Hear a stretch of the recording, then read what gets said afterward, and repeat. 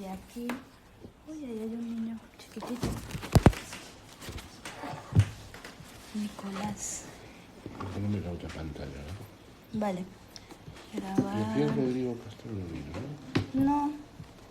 Espera. Recording in progress. Entonces, aquí están los que... Tú puedes ir jugando, con la flecha para allá y para acá. ¿Y quieres ver los cuadritos? ¿O? Sí, un poco sí, preferiría verlos. Vale. Entonces ya está. Bueno, evidentemente en la grabación van a salir los que estén abiertos. Lo digo porque si hay alguien que no quiera salir, pues que quite la cámara, ¿vale? Estas cosas de la imagen. Yo no es que no quiera, es que no sé por qué no se activa la cámara. Ah, bueno, pero ya está. Pero vamos. No te ves, vale. Espera que nos peinamos un poquito y nos arreglamos un poco. Como quieran, si son muy... No, pero no Aquí se está. preocupen. Nos peinamos, nos arreglamos. No se preocupen que no soy muy detallista en ese aspecto, ¿eh? Voy a poner que se te vean los que tienen la cámara, ¿vale? Para que no veas... Ocultar esta... Aquí se parte.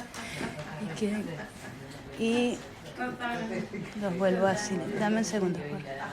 Que los silencio a todos, que si no, esto es un quilombo. Yo me voy a poner aquí porque me da miedo. Conexiones técnicas. Vale. A ver. Venga. Sí, mejor. Y así yo veo esto porque es que yo creo que el otro día esto se quedó como... Bueno, segunda grabación. Vamos a ver. Ay, bien. Cuando quieras. Bueno, muy bien. Buenas noches a todas y a todos. Muchas gracias una vez más por estar aquí. Y bueno, voy a comenzar de nuevo con algunos comentarios.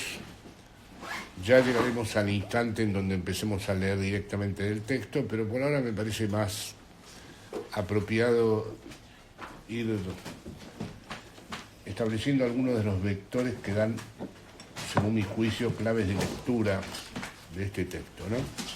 En primer lugar tenemos un arco clásico referido a probablemente los dos libros más importantes de la historia de la ética. El referido, en primer lugar, a la Ética Nicómaco. Tenemos que decir que en el mundo griego no hay universal, que la cuestión de amos y esclavos, como dije la vez pasada, hace imposible, no ofrece las condiciones de posibilidad para una lógica universal. Es el amo el que se tiene que, en todo caso, prescribir a los otros y a sí mismo la ética. Es una ética basada en el principio de placer. La condición para que la ética esté basada en el principio de placer es precisamente que haya esclavos, que no haya que preocuparse en términos cuantitativos por el rendimiento laboral de esos esclavos. Y es una ética que tiene como bien supremo el placer. El soberano bien es el placer. Esto atrajo muchísimo a Michel Foucault. El mundo griego le resultó ser muy atractivo desde el punto de vista arqueológico. La dietética, es decir, la ausencia de pecado en el mundo griego y en cambio la condena del exceso, la idea de que en el mundo griego no estuviera mal vista la práctica sexual homosexual, pero sí en todo caso si la misma era excesiva, en fin. Hay varios libros, la hermenéutica de sí, de Foucault, los cuidados de sí, que van en esta dirección. Presentarnos una ética en donde lo fundamental es discriminar bien los objetos. La prudencia, como habíamos hablado el otro día en Aristóteles, tiene siempre una marca contingente. La prudencia no puede ser establecida universalmente, es caso por caso. No hay una ley que indique cómo voy a ser prudente siempre. Perdona, Jorge. Sí. Una pregunta que ya cuando lo hablaste la vez pasada y ahora que lo retomas, o sea, que no acabo de entender porque en esa cultura griega el tema del esclavo y del trato al esclavo no está ahí un exceso. ¿No está? Hay un exceso. Que Sí, porque pero no no se inscribe en el mundo de lo que se está... Es decir, a ver, Aristóteles tiene el Liceo, Platón tiene el gimnasio, Platón estuvo 50 años dentro del Liceo aristotélico. Los esclavos, salvo en el Menón, que es la obra en donde Platón, Sócrates invita a un esclavo a resolver un problema matemático, no son ciudadanos. Es una moral de amos la griega, o una ética de amos. Y aprovecho entonces para decir que más que presentar una ética del psicoanálisis, al menos por ahora, Lacan está estableciendo una genealogía de la ética. Vamos a parafrasear al libro de Nietzsche, La genealogía de la moral, y decir, esta es una genealogía de la ética.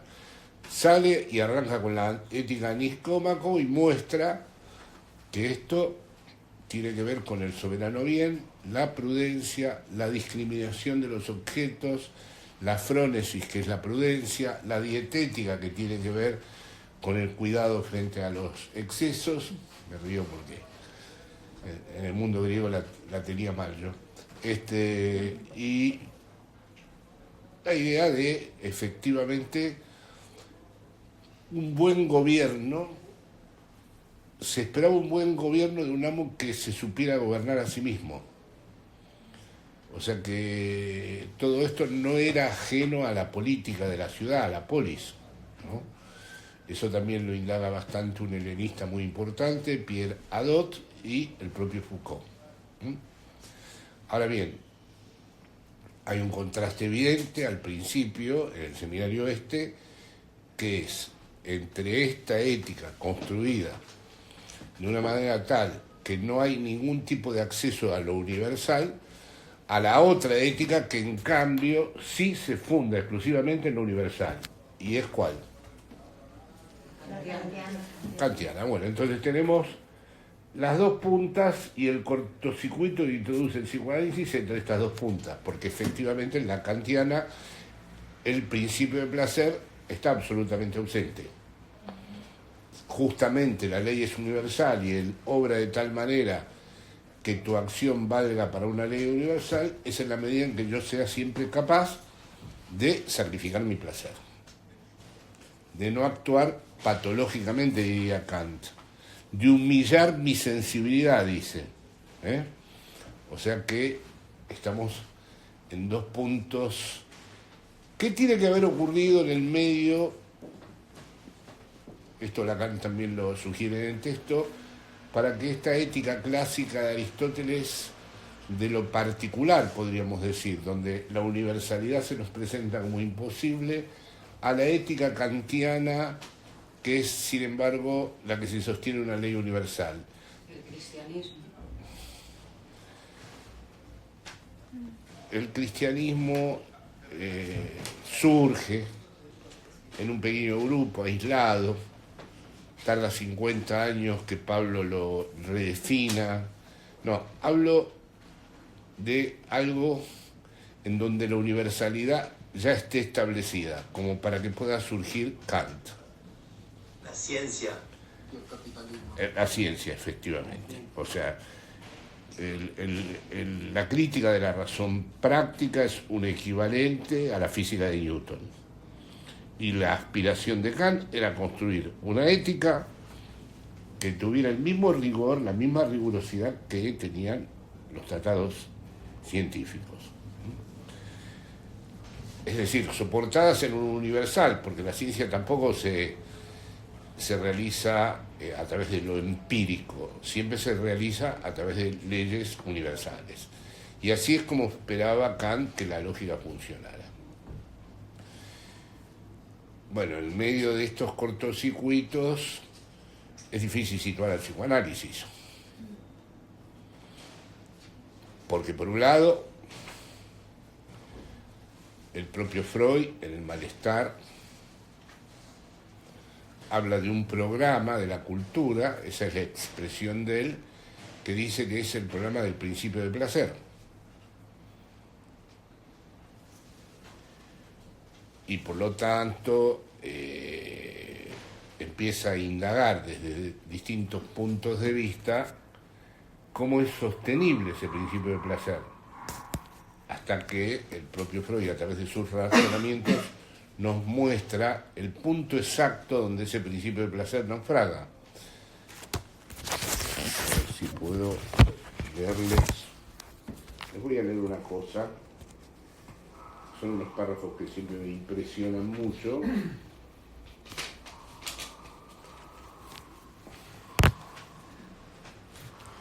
Dice Freud, en la edición esta de Alianza Editorial, es el punto 5, esto tiene 8 puntos, el malestar en la cultura, dice: la verdad oculta tras de todo esto, que negaríamos de buen grado, es la de que el hombre no es una criatura tierna y necesitada de amor, que solo osaría defenderse si se la atacara, sino por el contrario, un ser entre cuyas disposiciones instintivas, le hace pulsionales, también debe incluirse una buena porción de agresividad. Por consiguiente, el prójimo no le representa únicamente un posible colaborador y objeto sexual, sino también un motivo de tentación para satisfacer en él su agresividad, para explotar su capacidad de trabajo sin retribuirla, para aprovecharlo sexualmente sin su consentimiento, para apoderarse de sus bienes, para humillarlo, para ocasionarle sufrimientos, martirizarlo y matarlo. A ver, esto es muy importante para pensar cómo se inserta el malestar en la cultura en este circuito que va de Aristóteles a Kant. ¿Cómo piensa Freud todo esto? A diferencia de los sociólogos y los políticos que pensaban a la sociedad y después por último al sujeto, ¿no? Y el sujeto como una consecuencia de las distintas lógicas sociales y de las distintas determinaciones económicas, es al revés el procedimiento. Piensa a la sociedad desde el sujeto. Y esto es verdaderamente subversivo. No lo piensa desde el yo, lo piensa desde el sujeto. Porque alguien podría decir: explotar al prójimo y quitarle todo. Eso no es la explotación capitalista que describe Marx. Forzar al prójimo sexualmente sin su consentimiento, ese no es el patriarcado del que habla el feminismo. Es decir, aquí hay una serie de consideraciones que Freud no se las adjudica a tal o cual estado de la sociedad,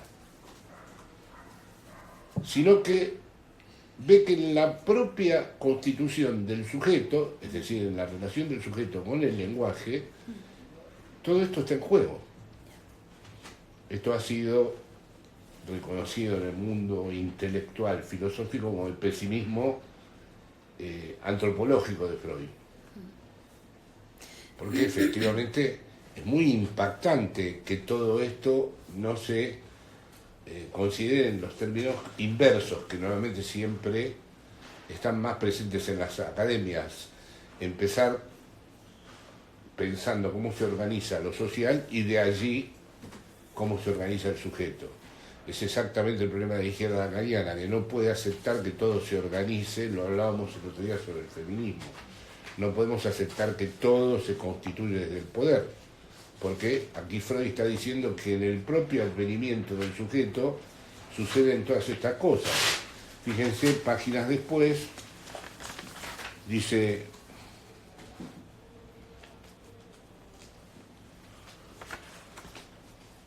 yo sé que ustedes están leyendo El malestar en la cultura y esto... Un comentario, Jorge, solamente Sí. que este párrafo anterior que acaba de leer es curioso porque es como que refutara punto por punto los 10 mandamientos de la Iglesia Católica, y me llama la atención porque es como ninguna de estas cosas que la Iglesia propone las cumplen los sujetos, digamos. No, claro. La Iglesia lo que hace es prohibir eso, Claro, no hagas esto, no hagas lo otro, pero... porque sabe que lo haces. Claro. Bueno, esto explica también la necesidad de los distintos tipos de diques que pone la religión, ¿no? Y también nos hace reflexionar sobre lo que ha ocurrido a partir del momento en que esos diques empezaron a dejar de funcionar, ¿no? Y esto que dices, tú no me acuerdo en qué libro, que sobre la confusión entre la represión, ¿no? Individual y la represión social. Eso está en mi breviario, ¿no? Creo que sí. Sí, sí, eso empieza así mi breviario político. La confusión metodológica que hubo al confundir la represión social que existe con la represión que constituye al sujeto. Acá Freud está hablando de algo de la represión, pero que opera en el sujeto por el lenguaje. No, quería buscar la referencia al marxismo,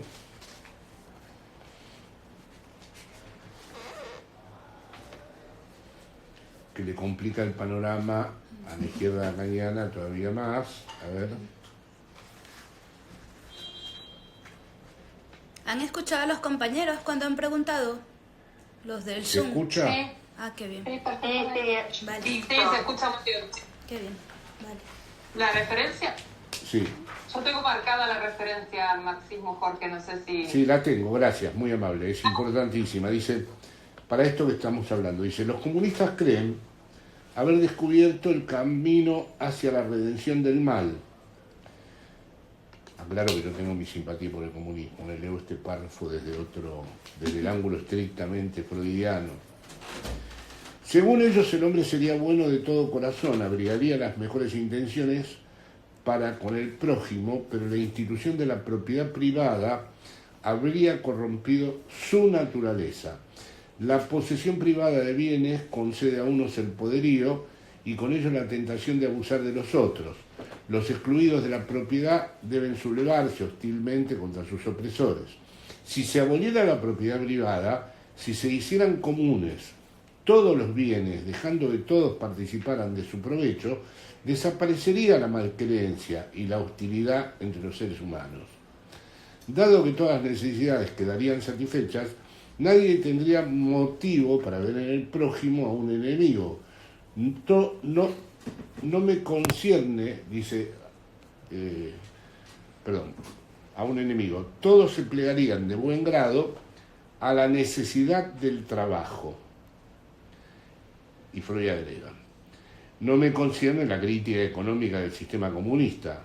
No me es posible investigar si la abolición de la propiedad privada es oportuna y convincente, pero en cambio puedo reconocer como vana ilusión su hipótesis psicológica. Es verdad que al abolir la propiedad privada se sustrae a la agresividad humana a uno de sus instrumentos, sin duda uno muy fuerte, pero de ningún modo el más fuerte de todos. Sin embargo, nada se habrá modificado con ello, en las diferencias de poderío y de influencia que la agresividad aprovecha para sus propósitos. Tampoco se habrá cambiado la esencia de esta.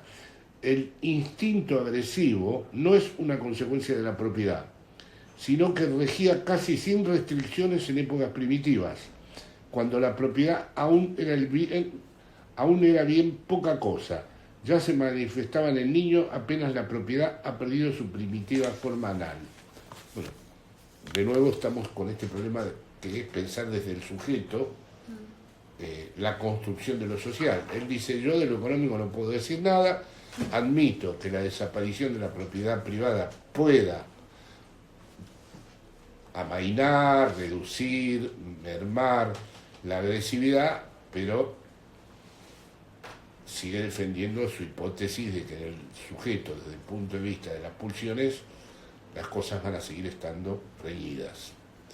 Esto está en el núcleo de la gran confusión del siglo XX. Muchos sectores de la izquierda pensaban que con la abolición de la propiedad privada terminaba la alienación humana y el hombre lobo del hombre.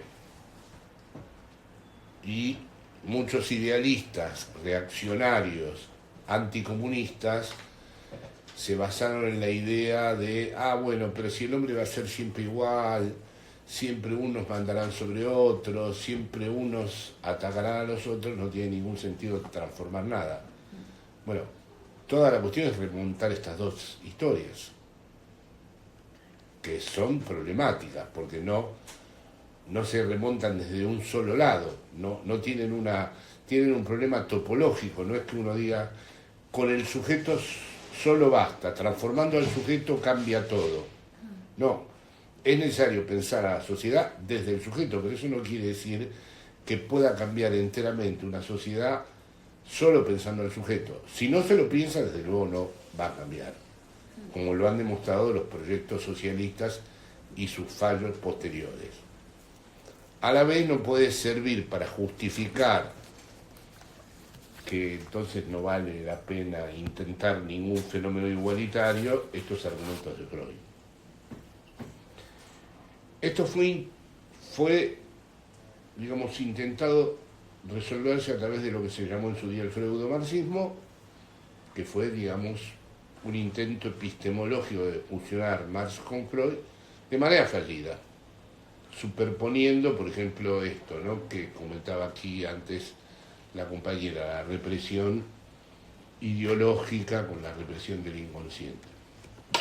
Volvamos a nuestro seminario de la ética, pero era importante leer en el malestar y en la cultura exactamente el núcleo de este problema, de que Freud no deriva ninguna de estas cosas de la sobredeterminación de lo social, como hubiera dicho Althusser. Nosotros estamos en la situación anterior, ¿no? Aristóteles como una ética de lo particular, siempre perteneciendo al orden del amo, y la democrática, que sería de Kant. Kant es contemporáneo de la ciencia, a la ciencia se la consideró siempre una condición de la democracia, es válida, no exige formalmente, después resulta que la inscripción de la educación en una sociedad no es precisamente democrática, pero la ciencia no exige ningún título especial para que uno acceda a la misma, y por lo tanto lo mismo dice Kant, le tenemos que agradecer a Dios, dice, la existencia del cielo estrellado y del imperativo categórico, porque obra de tal manera que tu acción valga para una legislación universal, no exige ni siquiera abrir un solo libro de ética.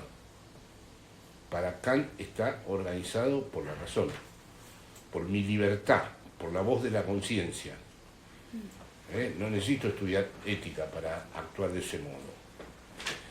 Esta es la afinidad que hubo, como dije la vez pasada, entre ciertos marxistas y Kant, sobre todo en el otro aspecto del imperativo categórico. Trata al otro como es. De tal manera que la máxima de tu voluntad se convierta en la ley universal. Sí, no, pero esa es la anterior. Trata al otro, lo habíamos dicho. Trátalo como fin y no como medio. Exacto. Como un fin en sí mismo. Como un fin en sí mismo y no como un medio. Esa máxima tendría problemas en la sexualidad, ¿no? En la vida sexual sería muy difícil de que se la pudiera sostener, tratar al otro como un fin, cuando la vida sexual parece apelar al recurso de que en algún momento el otro sea como un medio, y que incluso eso se agradece, ¿no? Lo agradece tanto el que lo trata al otro como un medio como el que es tratado como un medio. O sea que la vida sexual plantearía un problema en esta lógica impecable que tiene Kant, que sin embargo, en cambio, sí explica por qué hay marxistas kantianos, es decir, el proletario es un fin en sí mismo, no está ahí para ser explotado a favor de la producción. Bueno, todo el comienzo del seminario de la ética es precisamente esta referencia a Aristóteles en la Ética Nicómaco y esta otra referencia a Kant como ley universal. En la ética Nicómaco lo que Lacan va a investigar es siempre el problema del principio de placer, ¿no? Es decir, esa ética no se puede fundar porque el principio de placer, si se redujese todo a la tensión y se eliminara toda tensión, no es que se dejaría de soportar dolor, uno moriría. O sea que el principio de placer, si se realizara como tal, aquí voy siguiendo estrictamente el razonamiento freudiano, si se realizara de un modo absoluto y radical, el sujeto muere. Aparte que hay otro problema mayor, que explica muy bien en su lectura del proyecto de psicología para neurólogos que me preguntaron la vez pasada, que la satisfacción originaria del sujeto es alucinatoria.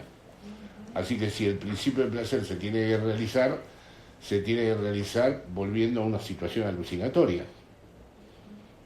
Y ya entonces estamos en un problema mayor, que es que nuestro programa cultural mayor, si está guiado por el principio del placer, está guiado por una alucinación. Divertido. O sea, el principio, el programa de la cultura, esa expresión que utiliza Freud, estaría basado en un momento de alucinación, como el que ocurre en el bebé, para resolver un determinado momento de satisfacción y garantizar la permanencia del principio de placer. Siempre, sé que sí, siempre. Siempre. Entonces, ¿qué es lo que inventa Freud para simplemente seguir con su razonamiento para que el principio de placer o bien nos lleve, para impedir que nos lleve a la muerte, en la reducción de la tensión, o para impedir que nos gobierne para siempre a todos la alucinación? ¿Qué es lo que inventa? El principio de realidad. Muy bien. El principio de realidad tiene un enorme prestigio simbólico, porque es la realidad, ¿no? Es decir, es algo así como tuvo mucho éxito en el psicoanálisis adaptativo, en la ego psychology y en los psicoanalistas de la primera época. No sean niños, el principio de realidad, parafraseando a Clausewitz, es la satisfacción del principio de placer por otros medios. Es decir, vamos a ofrecerte todos los rodeos que hay que darte, ahora no te puedes satisfacer. Más adelante, si te portas bien, te vamos a dar de comer, podrás ver la tele. Bueno, el principio de realidad se vuelve, incluso durante muchos años, la estricta encarnación de la figura del psicoanalista. Y seamos sinceros, muchas veces yo todavía creo que no estoy en condiciones de decir que hay una ética del psicoanálisis, sí estoy en condiciones de decir que este seminario es una arqueología, una génesis de la ética en general, y ya se desprenderá si hay una ética del psicoanálisis, pero digamos que al comienzo, en la demanda propia del sujeto, está puesto en su límite el principio de placer. ¿Qué hago con mi vida? ¿Dejo este trabajo? ¿No lo dejo? ¿Me separo? ¿No me separo? ¿Sigo con ella? ¿Sigo con él? ¿Cómo soporto que él me haya abandonado? No lo soporto. ¿Cómo hago para vivir sin que él esté? ¿Cómo hago para vivir si ella...? Y los psicoanalistas tienen que entender que esa demanda tiene que ser recogida, reconocida, y entender cómo es que el sujeto no es que acepta un principio de realidad, porque el principio de realidad no está más que esclavizado al principio de placer. Ese es el verdadero problema del psicoanálisis. Si el principio de realidad pudiera dominar al principio de placer, habría un momento en donde el sujeto se educa y dice, vale, está bien, no lo puedo conseguir. No puedo que me ame la persona que me tenía que amar. No le puedo gustar a la persona que yo quería gustarle. No puedo que mi padre me trate mejor. No puedo ser más brillante que todos los hijos de puta que me rodean. No puedo ser más... Pero no es aceptar esto. Es que resulta que el principio de realidad a pesar de ser el que funciona como regulador del principio de placer, evita la muerte, evita que el principio de placer quede reducido a la tensión cero, y evita que estemos regidos por la alucinación, pero no logra evitar que quede siempre un resto de placer, que Lacan más adelante llamará el objeto A, Lustgewinn, una ganancia de placer, que está ahí como el verdadero problema que está transitando la repetición de todas las demandas y la insistencia del sujeto en posicionarse en el lugar que se posiciona en la denominada realidad, que digamos queda bastante reducida para Lacan, porque la realidad es algo de partido de episodio alucinatorio, algo que ha evitado por un lado la muerte, pero que no logra que la cantidad que está en juego en el principio del placer quede reducida a cero. Siempre queda un resto, una A', digamos, que sería un resto que nos permitiría pensar, si llevamos las cosas más adelante, que el principio de placer y el principio de realidad constituyen al fantasma del sujeto. Ahora bien, para eso se necesita mucho tiempo, para que la demanda haga todo el recorrido y termine el sujeto de algún modo descubriendo que el resorte de la demanda no es lo que demanda, sino ese resto al que quiere volver, ese resto que no ha logrado cancelar el principio de placer, como diría Lacan, hace tiempo para comprender, ¿no? Y por eso el psicoanálisis dura. ¿Dura o duda? Dura. Dura, no duda. Dura. Y por eso no creo en las sesiones de 5 minutos tampoco. Creo en el tiempo variable, pero no en las sesiones de 5 minutos que religiosamente en la iglesia se pagan y a todo el mundo le parece una genialidad psicoanalítica, y después resulta que se ven los resultados en los grandes psicoanalistas mayores, lo que han hecho con la vida de las sesiones de 5 minutos. Bueno, ese A' es muy difícil, porque verdaderamente es lo que quedó y es a lo que se quiere retornar. Y entonces, ese A', ¿dónde está en primer lugar? Esto está en el seminario de Lacan. ¿Dónde está en primer lugar el placer que no logra reducir el principio de realidad? Lo que podríamos llamar el goce. ¿En dónde lo encontramos? En las zonas erógenas. Sí, pero... Muy bien. La opción de muerte. Muy bien. Estamos adelantando. La experiencia inmediata. La repetición. La experiencia... Hay una palabra alemana, Lebensmensch, el prójimo. En el otro. Es decir, resulta que lo primero, por seres desamparados, por ser tan desamparados, perdonen que haya ido de un modo tan esencial y fundamental al psicoanálisis, parece muy básico todo, pero sin embargo, es muy básico, pero sin embargo yo escucho cosas donde no están bien pensadas estas cuestiones. El primero otro, como lo dice Lacan aquí en el seminario ético, es el Lebensmensch. Es decir, que es nuestro prójimo. En alemán me dijeron que quiere decir, no encontré esto, no tuve tiempo de buscar mi diccionario, el hombre de al lado, pero en realidad es la madre, o el hombre, o el padre, o quien sea que esté con ese conjunto de zonas erógenas que es un bebé. ¿Qué hay en el prójimo? No solamente el alimento de tu necesidad. Es decir, ¿qué hay en el prójimo para que permanezca ese resto que no logra reducir el principio de realidad? Un término alemán, ¿eh? ¿El objeto de la pulsión? Sí, pero antes, estamos en el seminario de la ética. Entonces, ¿cómo se nos introduce en el seminario de la ética esto? ¿Qué hay en el otro? Una mirada. Das Ding. Das Ding, sí señor, la cosa. O sea, acá hay una pirueta extraordinaria. Resulta que el prójimo lleva en su interior algo monstruoso, la cosa.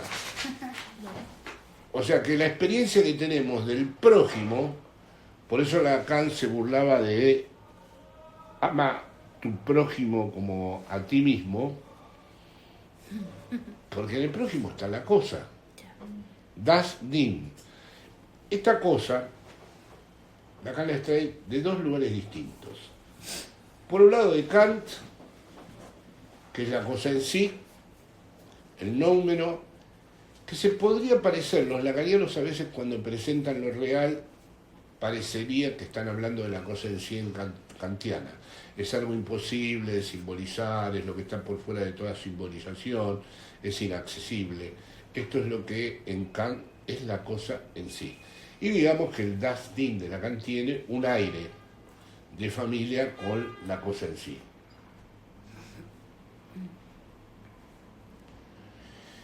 Y el otro término del que a mí me parece que Lacan se vale, aunque sea más oculto, es de Heidegger, Das Ding. Es el ejemplo de, en su conferencia La Cosa, Heidegger se detiene en una vasija o en un cántaro. ¿Y qué es lo importante de la vasija o el cántaro? El vacío al que le da forma. El vacío al que le da forma. Muy bien, muy bien. Sí, el agujero. El agujero, el vacío, en fin. Y ese otro, ¿no? Ese Nevesmen que incluye a la cosa, incluye ese vacío.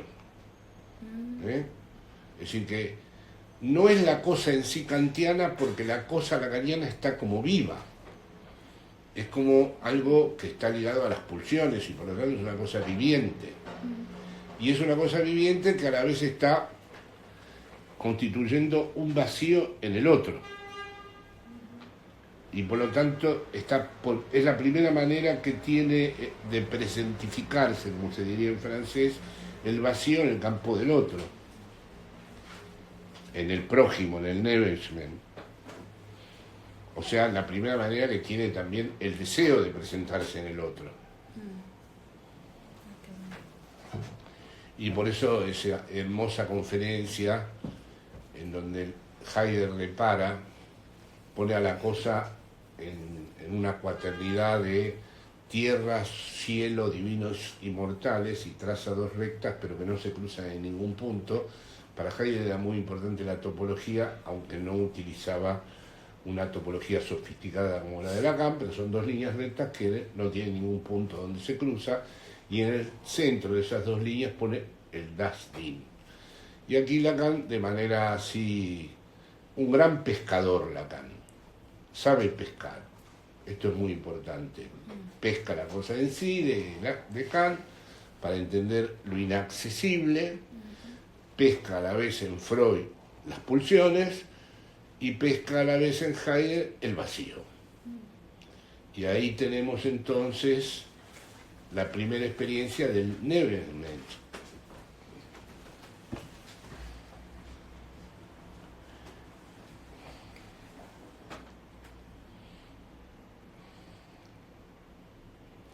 Ahora queda por ver si esas experiencias que tenemos con ese primer otro nos pueden dar lugar a una ética como la de Aristóteles, vinculada al principio de placer y al soberano bien como principio de placer, difícil, muy difícil, porque todo va excedido al placer. Y sin embargo, próxima, porque nos quedaríamos con la parte en donde Aristóteles dice, bueno, pero tenemos que discriminar lo que nos cuida, lo que es apropiado, lo que nos puede satisfacer, o sea, lo que puede, digamos, objetar lo universal, puede ser de algún modo próximo al psicoanálisis. Pero a la vez no podemos dejar de atravesar el problema universal kantiano, porque a la vez la ley del significante es una ley universal, no está hecha para cada uno. ¿Cuál es el primer problema? Y con esto termino, que observa Freud en el malestar en la cultura? Que cada vez que ingresamos a la cultura, no está hecho una ley para cada uno. Ya eso provoca un desastre. Es decir, la ley es para todos. Y yo diría, no, pero no. Es decir, esta ley que es para todos yo no la admito. Ah, bueno. O sea que, por un lado, la ley que es para todos es equivalente a la ley simbólica de Lacan. O sea que Lacan es un pensador de la época de Kant. Y a la vez, aquello que hay que hacer con el plus de goce de cada uno está más próximo a todo el mundo que describe Aristóteles. Y por eso estamos en ese permanente cortocircuito tan confuso cuando leemos los primeros capítulos. Bueno, ya está. Ya está, dice.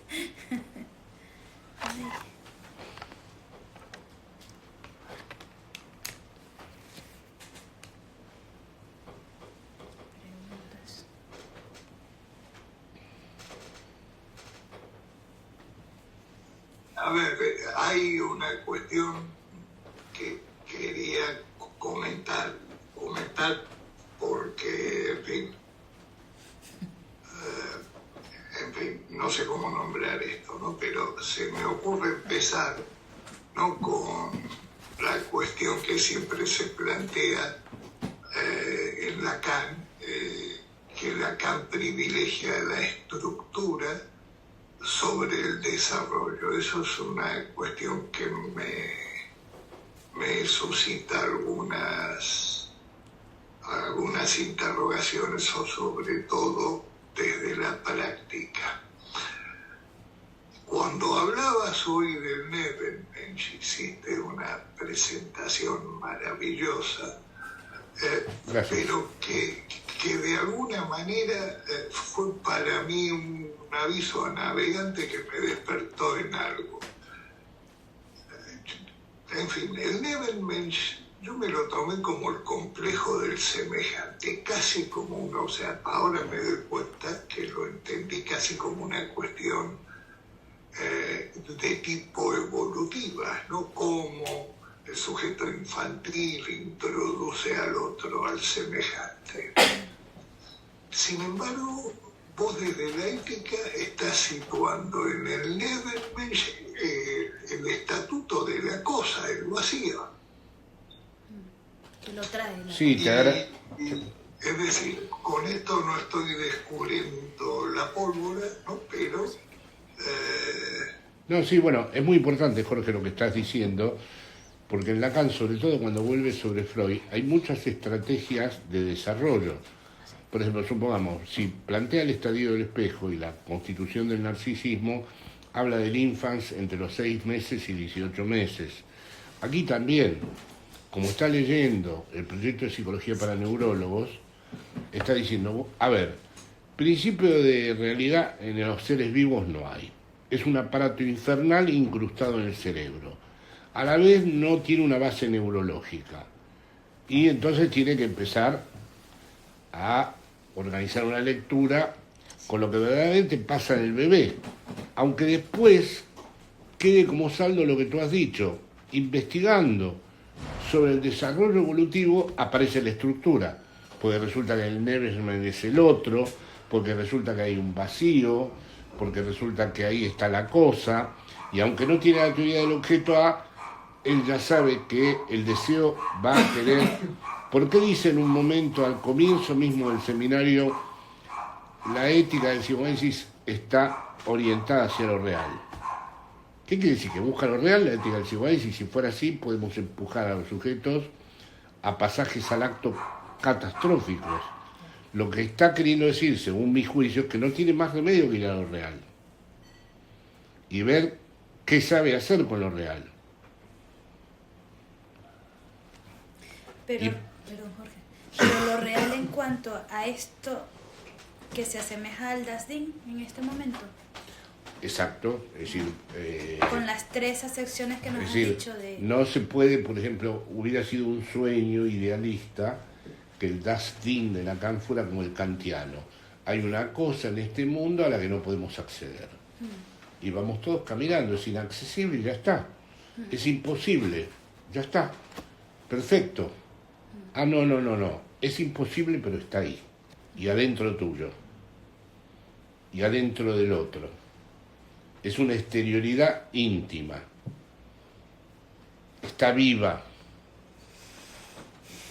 Entonces, claro, cambia verdaderamente una cosa que, como decía recién Cordy, parecía del orden de del desarrollo y la evolución, se vuelve estructural. Y ahí al mismo tiempo, ¿no? Es una interrogación que tengo, ¿no? La verdad, yo no sé, pero me parecería que si de estratificar se trata la llegada al objeto A, ¿no? En primer lugar Das Ding, pero en segundo la fijación, es decir, porque después el concepto de fijación, que es algo que representa la modalidad de goce de un sujeto, ahí se puede llegar a construir el punto, aunque ya Lacan se propuso no hablar más de objeto desde el seminario 4, ¿no? Pero el objeto A es aquello que no se comparte, la fijación tampoco se comparte. Bueno, precisamente cuando el principio de realidad, o dicho en términos lacanianos, el lenguaje, intenta reducir el placer de tal manera que el placer ni nos lleve a la muerte, a la reducción cero de toda tensión, ni tampoco se sostenga de modo alucinatorio. Dije antes que quedaba como un resto. Ese resto es el de la fijación.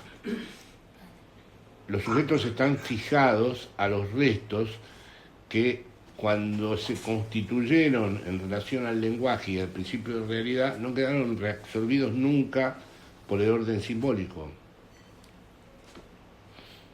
Y por eso me atreví a decir que, leyendo muy retroactivamente, la combinación del principio de placer y el de realidad dan lugar al fantasma. ¿Podrías explicar un poquito eso? Justo te iba a preguntar sobre eso. ¿En qué la articulación entre el principio de placer y principio de realidad constituyen el fantasma? El principio de realidad no existe. ¿Qué le da a un sujeto una estabilidad diagnóstica? ¿Si hay fantasma o no? O sea, ¿cuál es el principio de realidad de cada sujeto? Es un fantasma. Cuando vemos que no hay ningún fantasma, estamos asustados porque vemos la posibilidad de la psicosis. O sea que realmente el principio de realidad de un sujeto no es la realidad, en el sentido en lo que los filósofos o los pensadores consideran la realidad. No, es un fantasma, es decir... La realidad psíquica, podemos decir también la realidad psíquica. La realidad psíquica, que a Lacan no le terminó de gustar la expresión. Es un fantasma porque es un modo de haber organizado el goce de tal manera que no sea displacentero del todo. O sea, el goce que organiza el fantasma, a diferencia del goce sintomático, no es displacentero. Es una ensoñación que hace que todo el mundo siga durmiendo, que nadie se despierte del todo, ¿no? Es decir, el principio de realidad también era para seguir durmiendo, para que la alucinación no se volviera tan intensa y no te terminara despertando para siempre. Entonces el fantasma es el modo que tiene cada uno de dormir en su realidad. Y es bastante compartido porque, como pertenece a la neurosis, el conjunto de los seres atrapados en las redes de los discursos son neuróticos. De parecerse a uno de los 4 discursos, el principio de realidad sería el discurso del amo. Es el que mejor, digamos, nos daría una pauta o una manera de concebirlo, ¿no?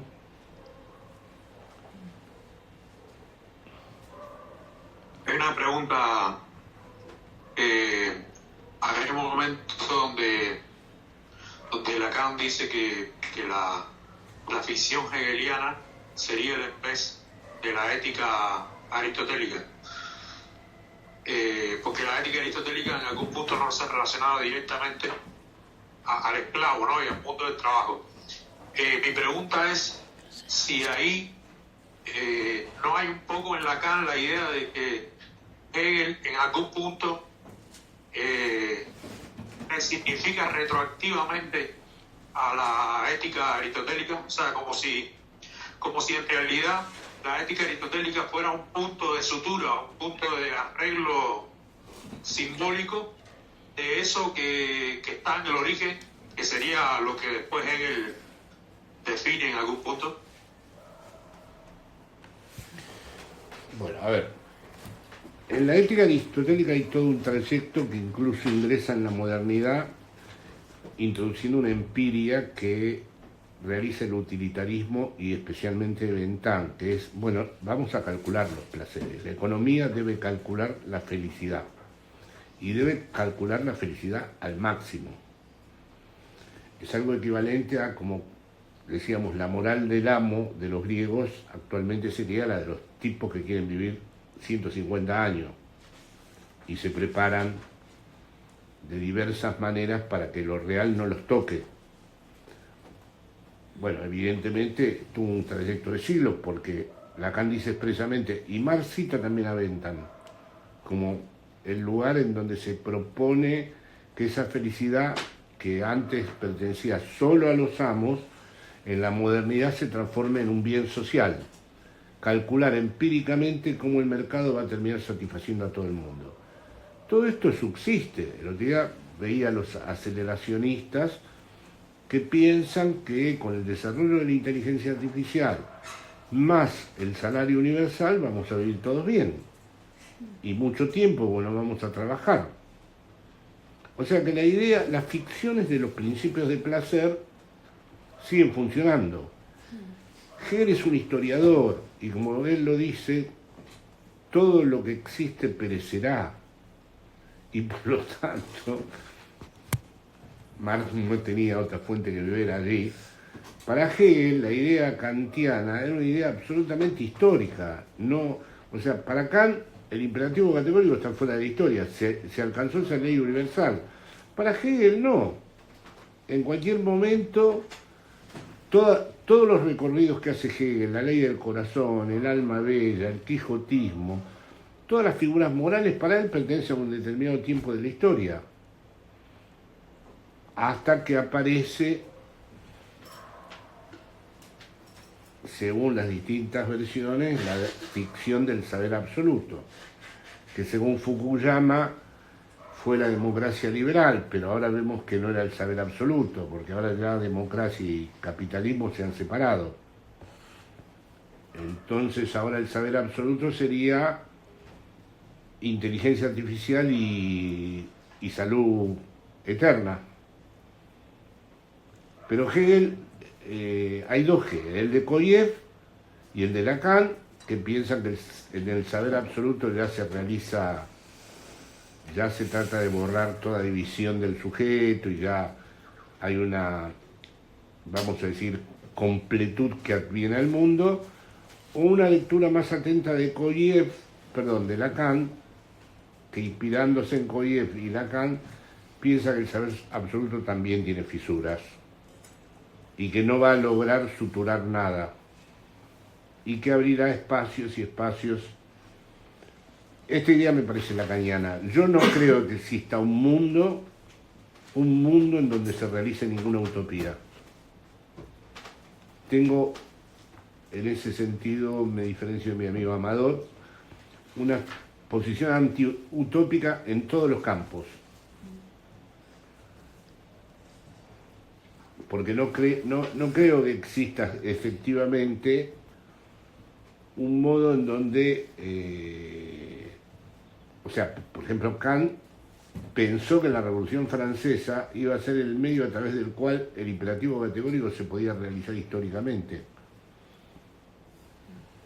No. En esto Hegel tiene razón, las construcciones estas, en cualquier momento las historias las atraviesan, pero no como cree la gente, entonces hay algo radicalmente nuevo. Lo radicalmente nuevo es radicalmente nuevo porque ha sabido traer de algún modo, de algún fondo histórico, algo que permanecía muy velado y que ahora reaparece. Ahora, los que creen que lo radicalmente nuevo es algo que no estuvo nunca, están equivocados.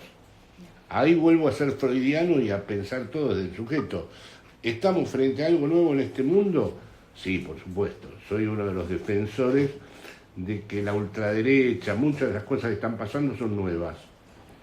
Pero son nuevas porque han sabido extraer y localizar en el mundo cuestiones latentes. Pero no hay una novedad que sea verdaderamente pura y absoluta. Y esto es de algún modo Hegel también, ¿eh? Jorge, quería hacerle una pregunta. Recién usted estaba mencionando a los aceleracionistas. ¿Me podría nombrar algunas referencias? Porque me encuentro un poco enredado en esas lecturas también en paralelo. No sé si ubica ahí algunos referentes, más allá de Nick Land, digo, ¿hay algunas lecturas vinculadas bueno, acá está mi amigo Diego Klein, que los conoce bien. Yo a Nick Land no lo entendí mucho, pero el comienzo del aceleracionismo para mí es el Antiedipo. O sea, ¿qué viene a ser el Antiedipo? Es algo así como, no retrocedamos con respecto a la desterritorialización del capitalismo, que avance que nos va a permitir precisamente ensanchar fronteras y deshacernos de muchas de las inercias históricas. La combinación del desarrollo capitalista y el esquizo del Antiedipo es para mí el primer caso de aceleracionismo. Pero claro, al aceleracionismo no se le puede oponer una vuelta romántica al pasado.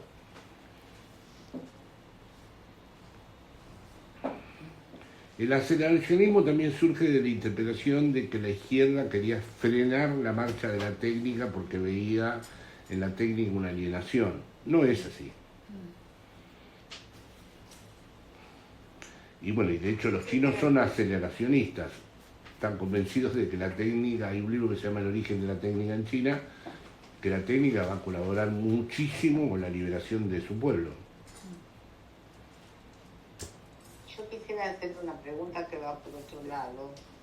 Quizás hablaron ya de esto, pero yo tengo un problema de horario y siempre entro un poco tarde, porque veo que están bastante avanzados en los comentarios del no sé si ya inclusive pasaron a clase 1, pero yo me había quedado... No, pero esto avanza, retrocede, no te preocupes mucho por esto. Bien, porque yo me había quedado mucho casi con la primera hoja, porque cuando empieza a plantear si habría una ética para el psicoanálisis, me parece que las dos cuestiones que pone inmediatamente en juego son la cuestión de la demanda y la cuestión de la falta.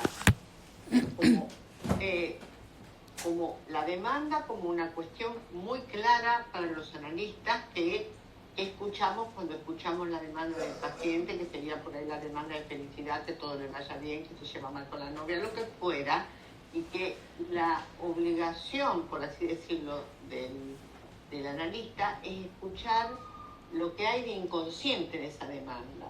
Y después, en relación a la falta, el tema de la mala prensa de la falta, como que, si te falta, y nosotros como hacemos como un elogio de la falta. Si no hay falta, estamos en problema. Y me parece que esto sería como una cuestión que va como orientando una ética que tiene que ver con el psicoanálisis. Sí, No sé. empieza así, empieza hablando del asesinato del padre, en términos, utiliza el francés faute, falta, y luego habla del masoquismo como culpa.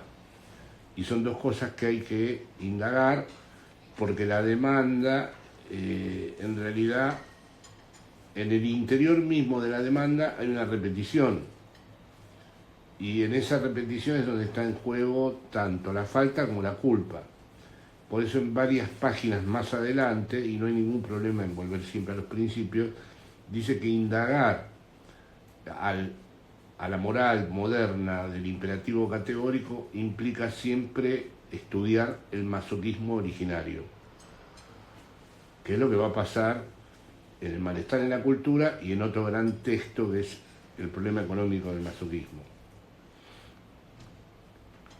Hay varias secuencias, es importante señalar, que Freud compara al superyo con el imperativo categórico. Es verdaderamente llamativo porque suele ser muy discreto Freud con realmente las comparaciones filosóficas. Igual en Freud hay un imperativo categórico. Lo tendría que... Me da vergüenza pronunciarlo, pero el Polis Verden, ese para mí es el imperativo categórico freudiano. No, pero eso Cristina, se parece, pero no es universal. O sea, eso podría dar... Es el psicoanálisis. No, pero no es universal, eso podría orientar sobre cuál sería la ética del psicoanálisis. Supongamos que tenemos que llegar a esa conclusión, que la ética del psicoanálisis sea donde el ello era, el sujeto debe advenir. Pero eso es... No todo está fuera. Para Kant era muy importante no restringir a una determinada actividad. Aquí exigiríamos que estuvieran todos en el interior de la experiencia analítica, que además hubiera inconsciente, que no es algo que, según lo ha demostrado Lacan, está siempre presente, y por lo tanto habría condiciones de heteronomía para Kant, es decir, sería una máxima, no un imperativo. O sea, el imperativo categórico no necesita de nada. No hay que ir al psicoanalista, está ahí. Obra de tal manera que tu acción valga para una legislación universal. ¿Vale o no vale? Acabo de romper un cristal porque si no, no entraba a mi casa. Bueno, somételo, pasalo por la criba. ¿Vale? ¿No vale? Mi amigo acaba de robar, pero no lo voy a denunciar porque es un actinao. Lo hizo para llamar la atención. El imperativo diría, un mundo donde cada uno justifica al amigo que roba, no tiene ninguna función, no puede ser. O sea que hay un rigorismo en el imperativo categórico precisamente porque no depende de experiencia alguna. Otra cosa es que lo que vos digas pueda ser tenido en cuenta como ética lacaniana. Que Lacan ha decidido que esa frase de Freud, donde él era el sujeto de advenir, como también otras, la ética del bien decir, como también de lo único que te puedes sentir culpable es de ceder frente a tu deseo, como dice en este seminario, sean las fórmulas de la ética. Ahí. Gracias. Una cosa, Jorge, cuando has estado hablando del principio de realidad y que bueno, que eso no era suficiente, que siempre queda un resto de placer, que no se ha logrado cancelar, etcétera, ahí yo estaba pensando en el objeto A, pero tú dijiste A', que ha venido muy bien para hablar del prójimo, pero... No, hablé de A' porque no está la teoría del objeto A en el seminario de ética, pero ese es efectivamente el germen del objeto A. Ah, ok.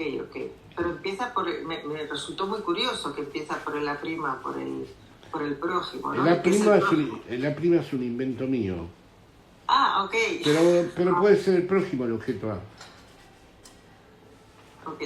De empezar en algún lugar empieza entre el prójimo, siempre que el prójimo no sea algo que esté solo enfrente, sino que está en mi interior también. En el seminario 6 me parece que el antecedente del objeto A es A', es el prójimo. Sí, es el prójimo, sí. Bueno, es como en el estadio del espejo, ¿no? A'. De ahí viene el objeto A. Ok. Me gustaría preguntarte, Jorge, buenas noches, por un personaje de la ética y que creo que de hecho está en esta primera sesión, que es el superyo. Y parto para la pregunta de una definición tuya del superyo en la huella de la civilización en el inconsciente. Y sin embargo la pregunta es cómo lo define Lacan aquí en esta primera sesión. Lo define como algo individual, no algo colectivo, y que tiene relación con el significante y con la ley del discurso. Por si lo puede aclarar. Bueno, ese va a ser verdaderamente el modo en que Lacan extrae todas las consecuencias del malestar en la cultura en su lectura, porque ¿qué es lo que ha pasado? Clásicamente siempre se entendía que renuncia era idéntico a renuncia, y si se renunciaba a una satisfacción, se renunciaba a una satisfacción.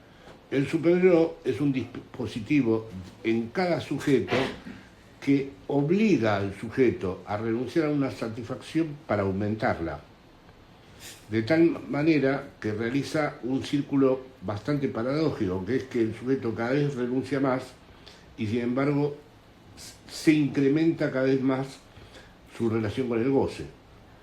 Esto es lo que lo vincula al masoquismo originario, hasta tal punto que el obsesivo se las puede arreglar con eso, pero el melancólico queda atrapado en el delirio de indignidad. Ya no tiene ningún lugar del yo que se escape a esta presión donde la renuncia, en vez de dejar tranquilo al juez, en vez de dejar tranquila a la conciencia, esta es la respuesta de Lacan a Kant. Kant pensaba, si actuemos de acuerdo a la ley, el juez queda tranquilo, somos libres, la voluntad está en orden, estoy en conformidad conmigo mismo, soy autónomo. La respuesta de Lacan es terrible, no, este superyo, pero acá nos estamos adelantando mucho al malestar en la cultura, este superyo realiza un círculo, más renuncias, más culpable eres. Y ahí está, me parece, una de las grandes claves de la actualidad también. Y por eso la importancia del masoquismo, como ya lo señalaste. Del masoquismo moral, porque el masoquismo del señor que se contrata a una gobernante inglesa para ser tratado como un niño malo, como explica Freud, en el problema económico del masoquismo, es distinto, es el masoquismo perverso. Pero el masoquismo moral tiene esta propiedad, que es el caso en donde el sujeto renuncia y nunca es suficiente.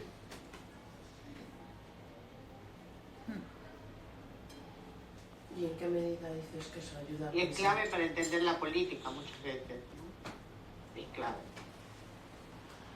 Sí, la posición en el mundo del capitalismo, porque al fin y al cabo el movimiento circular del superhéroe es exactamente el movimiento circular del capitalismo.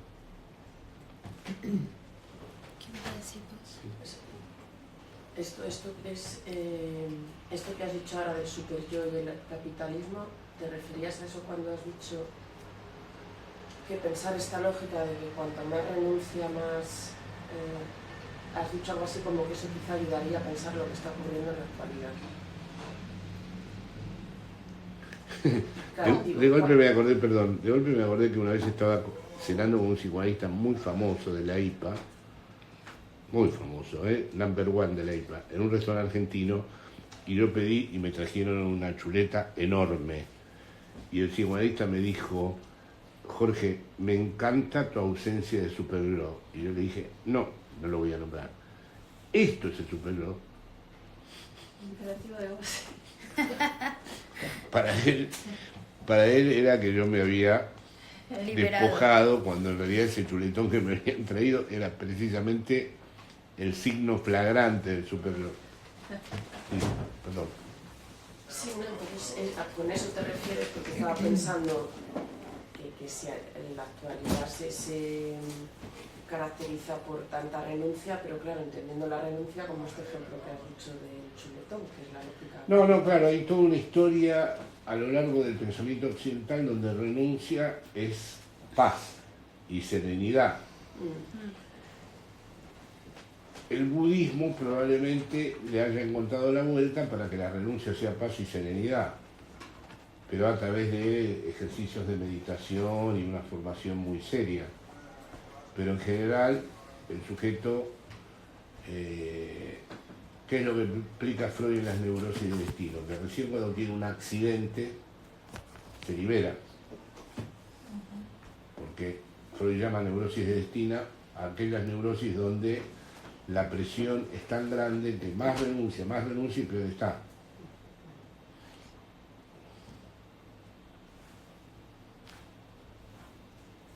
Porque a más renuncia, mayor culpabilidad, y se trata de una culpa inconsciente, en un registro que evidentemente no es el registro simbólico de la culpa ni el registro imaginario de la culpa. Exacto. Ahora, también podríamos entender a esta época como una época en donde se produjeron una serie de maniobras sobre la estructura del superyo que hace que los sujetos, en la medida en que no se sientan directamente afectados, no sientan culpa por nada, que es una cuestión distinta de la que en algún momento seguramente entraremos.